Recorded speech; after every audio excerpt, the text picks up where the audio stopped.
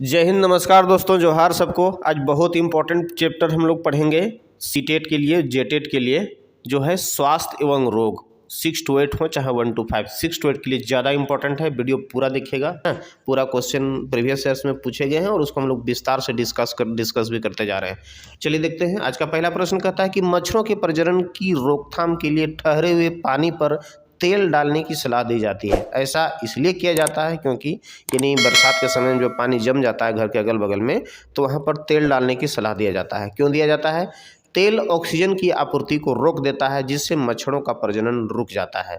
B में है मच्छरों को तेल द्वारा विकर्षित किया जाता है, और सी में है मच्छर तेल द्वारा मर जाते हैं, या डी में है मच्छर तेल की परत पर फंस जाते हैं। तो इसका आंसर यहाँ पर होगा ए, यानी मच्छरों के प्रजनन की रोकथाम के लिए ठहरे पानी पर तेल डालने की सलाह दी जाती है, क्योंकि इससे पानी का जो सरफेस टेंशन है वो कम हो जाता है और पानी में ऑक्सीजन की आपूर्ति रुक जाती है, जिससे मच्छरों का मच्छर के जो लार्वा होते हैं वो मर जाते हैं और मच्छरों का प्रजनन भी यहाँ रुक जाता है।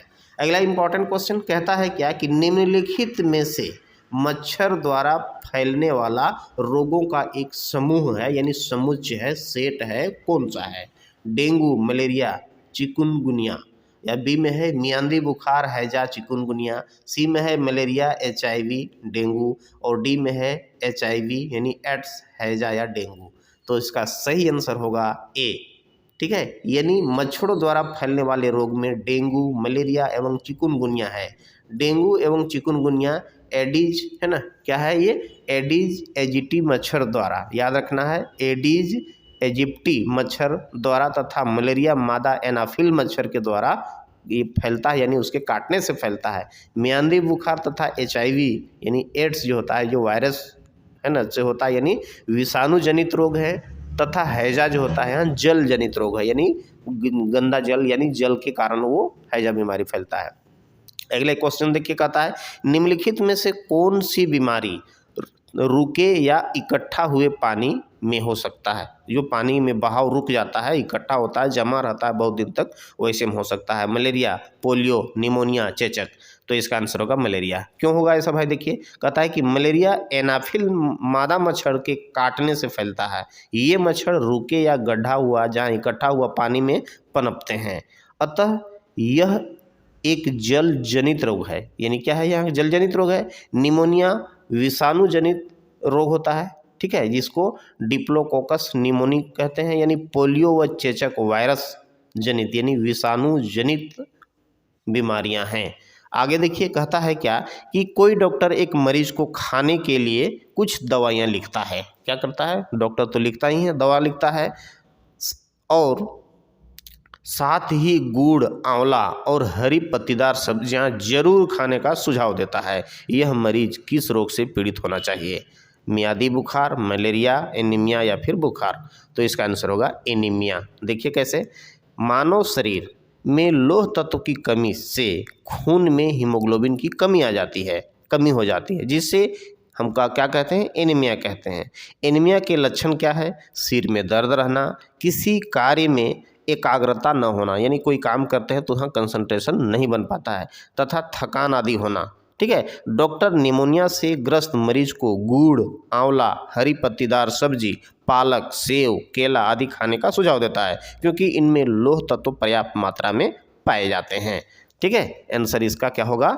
सी होगा। अगला क्वेश्चन कहता है कि उस वैज्ञानिक का नाम क्या है जिसने सर्वप्रथम मच्छर के पेट के अंदर ताक झांक की और यह सिद्ध किया कि मलेरिया मच्छर से फैलता है? किससे फैलता है? मलेरिया मच्छर से फैलता है, तथा इस अनुसंधान के लिए दिसंबर 1902 ईस्वी में उन्हें चिकित्सा के क्षेत्र में नोबेल प्राइज से सम्मानित किया गया। ऑप्शन देखिए क्या है? Ronald Ross, Charles Darwin, Gregor John Mendel या फिर जॉर्ज मिंस्ट्रल? तो इसका आंसर होगा A, Ronald Ross. Ronald Ross ने सर्वप्रथम मच्छर के पेट के अंदर ताक झांक कर यह सिद्ध किया कि ठीक है, यानी उसको चीड़ फाड़ करके प्रैक्टिकल करके यह सिद्ध किया कि मलेरिया मच्छर से फैलता है। अगला कहता है क्वेश्चन, रजत ने अपने मित्र से कहा, मैं नहीं खेल सकता क्योंकि मुझे बुखार है। मैं कंपकपी बुखार, सिर दर्द और अंत में पसीना आने के चक्र से गुजरता हूँ। रक्त की जांच के बाद डॉक्टर ने मुझे एक कड़वी दवाई दी। रजत किस रोग से पीड़ित हो सकता है? देखिए क्या लक्षण है, कौन सी बीमारी के लक्षण है? मलेरिया, मियादी बुखार, अतिसार या फिर हैजा। तो इसका आंसर होगा मलेरिया। ठीक है, कहता है क्या, उपरोक्त विवरण से हमें ज्ञात होता है कि रजत मलेरिया रोग से पीड़ित है। चूंकि इसी का लक्षण है ये। मलेरिया एक वाहक जनित संक्रामक रोग है जो मादा एनाफिल मच्छर द्वारा फैलता है। इस रोग का प्रमुख लक्षण कंपकपी लगना, बुखार आना, सिर दर्द होना, बुखार कम होने पर शरीर पर पसीना निकलना आदि। इसके उपचार में कुनेन की छाल का प्रयोग किया जाता है जिसका स्वाद कड़वा होता है, इसलिए दवा जो लिखा वो कड़वा था। आगे देखिए, अंजलि की सहेली दांतों के क्षय से बचने के निम्नलिखित 4 तरीके अपनाती है। यानी दांत उसका बचे रहे, गिरे नहीं, इसके लिए 4 उपाय अपनाती है। क्या क्या है? दिन में 2 बार ब्रश करे, है ना। इनामेल कम न हो इसके लिए ब्रेसिज पहने, या फिर मिठाई, चॉकलेट और कार्बन डाइऑक्साइड युक्त पेय पदार्थ न ले, फिर खाने के बाद कुल्ला करे। तो अंजलि को उपरोक्त तरीके में से किसका अनुपालन करना चाहिए? ऑप्शन में यहाँ पर देखिए किसका अनुपालन करना चाहिए। तो यहाँ पर हम लोग देखते हैं कि एक एक करके देखते चलिए। पहले कहता है कि दिन में 2 बार ब्रश करें, चलिए ठीक है, इसको अपनाना चाहिए। इनेमल कम न हो इसके लिए ब्रेसिज पहने, ये भी सही है। उसके बाद सी में है मिठाई, चॉकलेट और कार्बन डाइऑक्साइड युक्त पेय पदार्थ नहीं खाना चाहिए, चलिए ये भी सही है। कहने का मतलब है। और डी में कहता है खाने के बाद कुल्ला करिए, कोई जरूरी नहीं है। तो यहाँ पर इसका आंसर जो होगा यानी बी होगा, यानी ए बी सी तीनों उसको अनुपालन करना चाहिए। ठीक है, आगे देखिए कहता है क्या कि निम्नलिखित में से कौन सा शब्द समूह आपस में निकटतम रूप से संबंधित है, यानी बहुत क्लोजली रिलेटेड है। ठीक है, क्या होता है? लोह मलेरिया एनीमिया रक्त, लोह हीमोग्लोबिन एनीमिया आंवला, मच्छर डेंगू लोह गुड़, मच्छर मलेरिया एनीमिया रक्त अल्पता। तो इसका आंसर होगा बी। यानी यहाँ पर देखिए बी कैसे है कि भोजन नियमित रूप से लोह तत्व की कमी होने से शरीर में हीमोग्लोबिन की मात्रा कम होने लगती है, तो लोहा से हीमोग्लोबिन हो गया। उसी तरह से देखते हैं जिनमें एनीमिया रक्त अल्पता नामक बीमारी होती है, इस रोग के में लोह तत्व की अधिकता वाले पदार्थ खाने से का सुझाव दिया जाता है, जैसे आंवला, गुड़, हरी पत्तीदार सब्जियां। तो यहाँ पर इसका आंसर होगा बी। आगे देखिए कहता है आरती एक पोस्टर पर एक बीमारी की रोकथाम से संबंधित निम्नलिखित सावधानियां को पढ़ती है। क्या क्या करती है? यहाँ पर देखिए, आप अपने आसपास पानी को जमा न होने दें, पानी की बोतलों, कूलरों और टंकियों को साफ रखें। फिर यदि कुछ जगह पर पानी इकट्ठा हो जाता है तो तेल का छिड़काव करें। फिर कहता है कि स्वयं बचाव के लिए जाली का प्रयोग करें। पोस्टर का उद्देश्य यहाँ क्या है? खाली स्थान दिया है कि फैलने के बारे में जागरूकता को फैलाना, यानी किसके लिए? चेचक और मलेरिया, डेंगू और आई फ्लू, या फिर टाइफाइड और हैजा, या फिर डेंगू और जापानी मस्तिष्क ज्वर। तो इसका आंसर होगा डी, डेंगू और जापानी मस्तिष्क ब्रेन फीवर। ठीक है, इसको थोड़ा हम लोग डिटेल में भी जानते हैं। यानी आरती द्वारा पढ़े गए पोस्टर का उद्देश्य यहाँ डेंगू और जापानी मस्तिष्क ज्वर जो है फैलने के बारे में जागरूकता पैदा करना है। यानी डेंगू और जापानी मस्तिष्क रोग से बचाव के यहाँ प्रमुख उपाय है। क्या है इसमें? देखिए, पानी के बोतलों, है ना, पानी के बर्तनों, कूलरों और टंकियों को साफ रखना चाहिए। यदि कोई कुछ ऐसा जगह आवे जहां पानी जमा हो जाता है, वहां पर तेल आदि का छिड़काव किया जाना चाहिए। आसपास का पानी जमा कभी होने नहीं दें। स्वयं से बचाव के लिए जालीदार खिड़की पर या दरवाजा का प्रयोग करें ताकि मच्छर उसमें एंट्री न हो सके। चलिए दोस्तों, अगला प्रश्न कहता है कि रक्त की जाँच द्वारा किसकी उपस्थिति से मलेरिया की पहचान होती है? ऑप्शन देखिए, लाल रक्त कोशिकाएं यानी आरबीसी से मलेरिया परजीवी यानी प्लाज्मोडियम, रक्त में क्षतिग्रस्त यकृत कोशिकाएं, या फिर रक्त में मच्छर के लार्वा, या फिर डी में है लाल रक्त कोशिकाओं में मच्छर के अंडे। तो इसका आंसर ए होगा। यानी रक्त की जांच द्वारा लाल रक्त कोशिकाओं यानी आरबीसी में मलेरिया परजीवी प्लाज्मोडियम की उपस्थिति से मलेरिया की पहचान होती है। मलेरिया मादा एनाफिल मच्छर काटने से ही फैलता है। अगला क्वेश्चन देखिए, कहता है कि मीरा और दिव्या छोटी लड़कियां हैं, दोनों छोटी छोटी लड़कियां हैं, है ना। मीरा समोसे, चॉकलेट, डबल रोटी और ककलेट खाना ज़्यादा पसंद करती है, जबकि दिव्या ऐसा भोजन करती है जिसमें लौह तत्व की कमी है। मीरा और दिव्या को निम्नलिखित बीमारियों में से कौन कौन सी बीमारी हो सकता है? देखिए स्कर्वी एनीमिया, एनीमिया रतौंधी, मोटापा एनीमिया, मोटापा और स्कर्वी। तो इसका आंसर होगा यहाँ सी, यानी अधिकांश समोसे, चॉकलेट, डबल रोटी एवं कटलेट आदि खाने से मोटापा बढ़ता है और शरीर रोगग्रस्त हो जाता है। इसके अतिरिक्त लौह तत्व के अभाव वाले खाद्य पदार्थ खाने से रक्त में हीमोग्लोबिन की कमी हो जाती है, जिस कारण यहाँ एनीमिया, यानी एनीमिया वैसा बीमारी होता है रक्त की कमी के कारण होता है, ठीक है, और इस तरह का बीमारी उसको हो सकता है, ठीक है। इस तरह से हम लोग देखते हैं। अगला प्रश्न में चलते हैं। अगला प्रश्न कहता है क्या कि प्रदूषण द्वारा उत्पन्न होने वाले रोगों का एक युग्म है, उसको चयन करना है। देखिए कैट काई सिंड्रोम एवं मिनीमाता, उच्च रक्तचाप जिसको हाइपरटेंशन कहते हैं, और मेरामस, फिर मेरामस एवं क्वासियोरकर, और फिर मिनीमाता और फ्लूरोसिस, ठीक है। तो इसका आंसर होगा डी, यानी मिनीमाता रोग जल प्रदूषित जनित रोग है। पारा युक्त जल से प्रभावित मछलियां के खाने से वर्ष 1953 में जापान में मिनीमाता बीमारी से अनेक लोगों की मृत्यु हो गई थी, जबकि फ्लोरोसिस फ्लोराइड की अधिकता से होता है। यह प्रदूषित पानी के माध्यम से शरीर में प्रवेश करता है।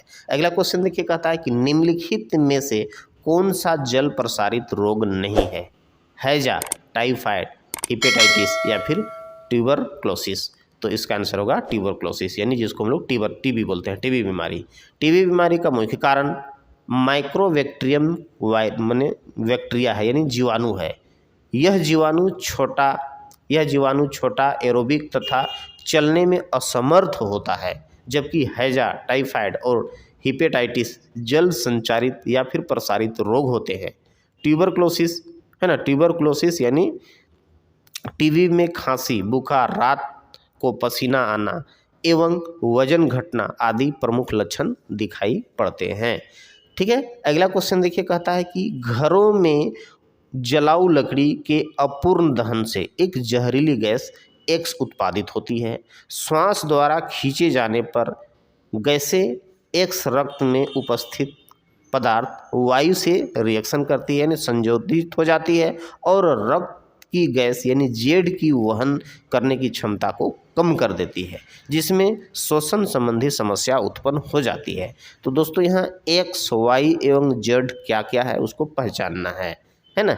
तो ऑप्शन देखिए, carbon monoxide, oxygen, carbon dioxide जल, कार्बोनिक कार्बन एसिड, या फिर कार्बन मोनोऑक्साइड हीमोग्लोबिन या ऑक्सीजन, या फिर कार्बन डाइऑक्साइड रक्त प्लेटलेट्स, या फिर ऑक्सीजन।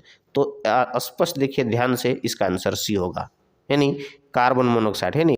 चलिए देखते हैं अगला प्रश्न। कहता है कि मिनीमाता रोग ऐसी मछली खाने से होता है जिसमें अधिक मात्रा में पाया जाता है, यानी मछली में दिया गया ऑप्शन में कौन सा पदार्थ पाया जाता है जिसके कारण हमको मिनीमाता नामक रोग होता है? देखिए कैडमियम, आर्सेनिक, पारा और उपरोक्त में से सभी। तो इसका आंसर होगा सी, यानी पारा।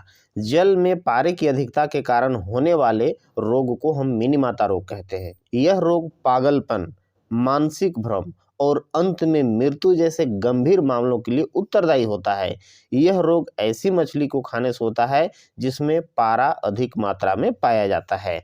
आगे देखिए प्रश्न कहता है कि जल में किस रोगजनक सूक्ष्मजीव की उपस्थिति संदूषण का सूचक होता है?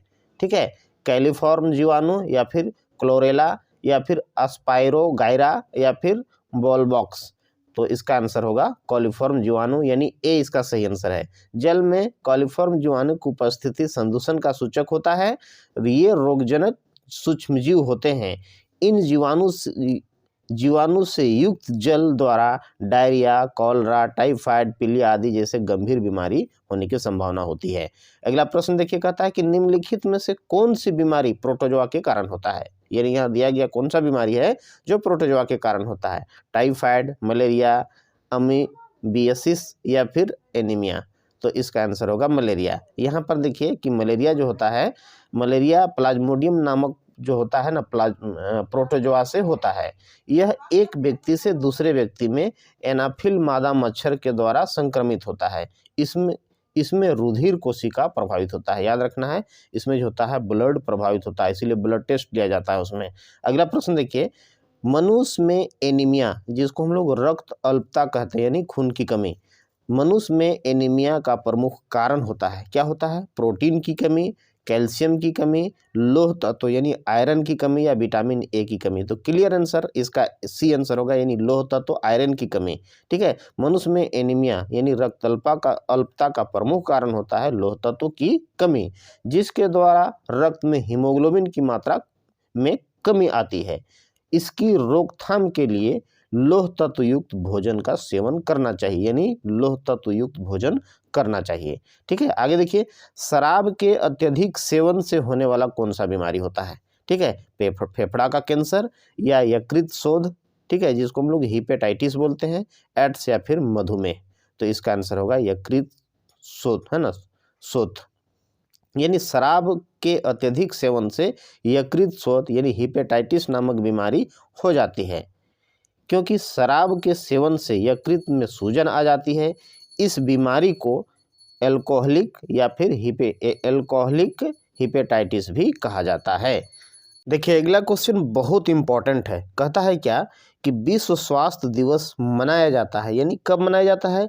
प्रत्येक वर्ष 8 मई को, प्रत्येक वर्ष 7 अप्रैल को, प्रत्येक वर्ष 31 मई को, या प्रत्येक वर्ष जो होता है 5 जून को।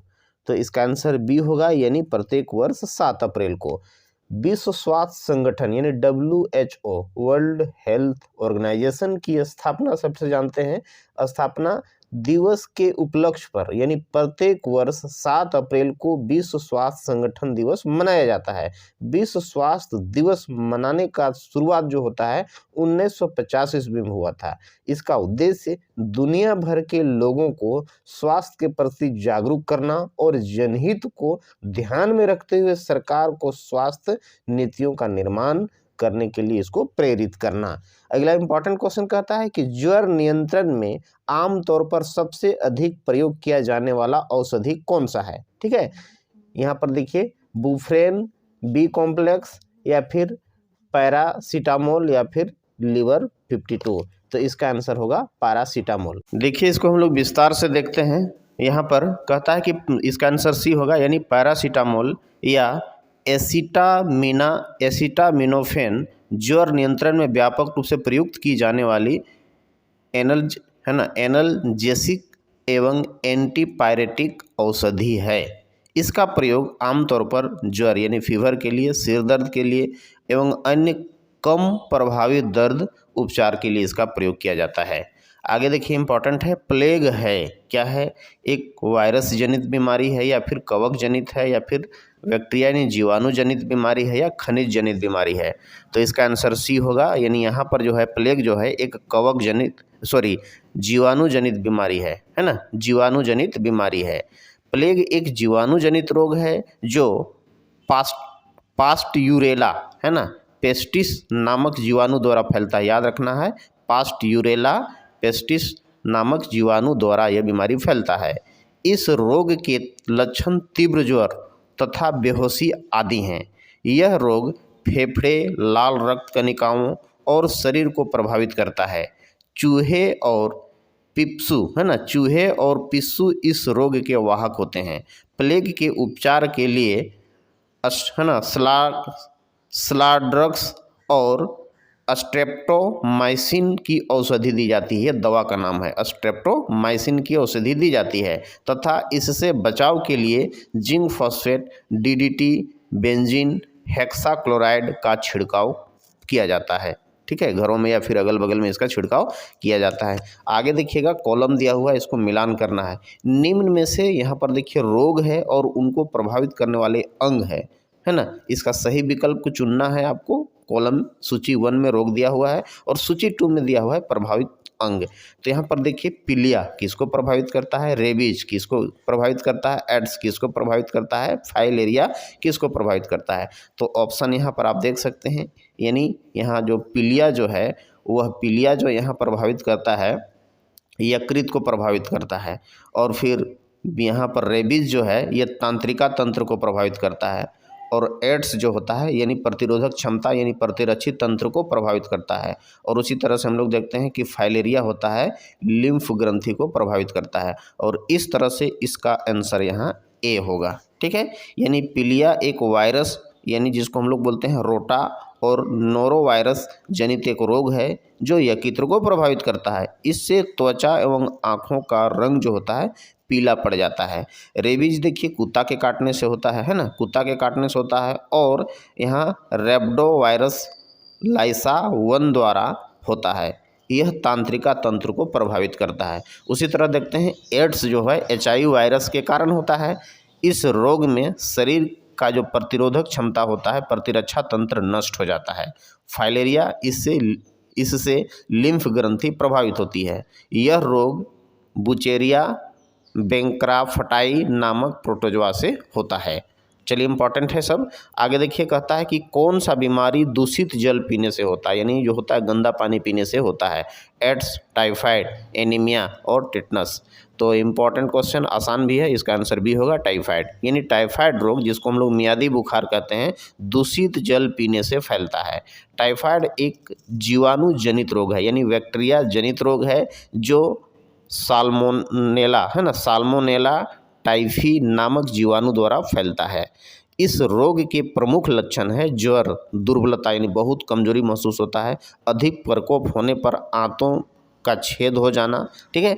इसलिए इस रोग को आंत का रोग भी कहा जाता है, जो इम्पोर्टेंट है। अगला देखिए कहता है कि निम्न में से कौन सा स्वस्थ अस्थियां के लिए आवश्यक होता है। पोटासियम एवं विटामिन के, कैल्शियम एवं विटामिन ई, कैल्शियम तथा विटामिन सी, कैल्शियम तथा विटामिन डी। तो इसका सही आंसर होगा डी, यानी स्वस्थ अस्थियां यानी हड्डियों के लिए कैल्शियम एवं विटामिन डी अत्यधिक आवश्यक है। कैल्शियम का प्रमुख स्रोत हम लोग देखते हैं अंडा, दूध, हरी पत्तीदार सब्जियां आदि हैं। इसकी कमी से हृदय रोग, अति रक्तस्राव, अस्थि तथा पेशियां की गति में अनियमितता आदि रोग होते हैं। यहाँ पर देखते हैं कि विटामिन डी का रासायनिक नाम हम लोग देखते हैं कैल्सीफेरोल है। ये भी बहुत बार पूछता है कि विटामिन डी का रासायनिक नाम क्या है, तो यहाँ पर देखिए इसका आंसर होगा कैल्सीफेरोल।